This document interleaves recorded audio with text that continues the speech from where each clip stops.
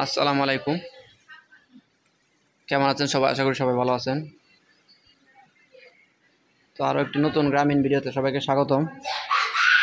তো দেখি ওনাদের জালে কি মাছ ওঠে।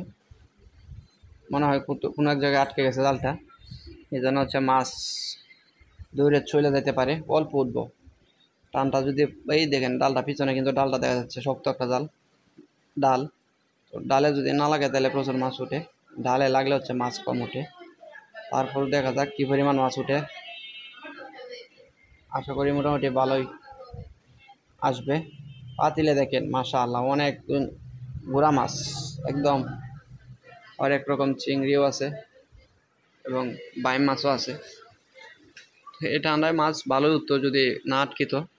আটকে গেছে, এটা সমস্যা। আটকে যাওয়ার ফলে মাছ কম উঠবে। প্রত্যেকটা টানেই মাছ উঠে প্রচুর।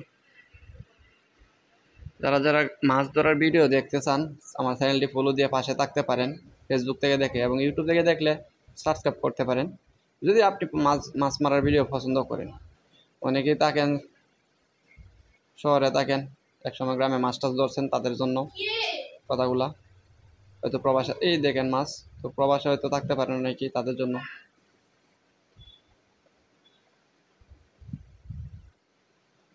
তো এই টানে কিন্তু মাছ খুবই কম আসছে, কিন্তু এছাড়া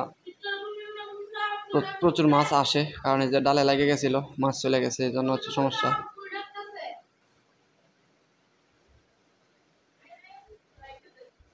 ভিডিওটি দেখার জন্য ধন্যবাদ সবাইকে। দেখা হচ্ছে পরবর্তী ভিডিওতে। ভালো থাকবেন সবাই। ঠিক আছে, আসসালামু আলাইকুম। আল্লাহ হাফেজ। আল্লাহ হাফেজ।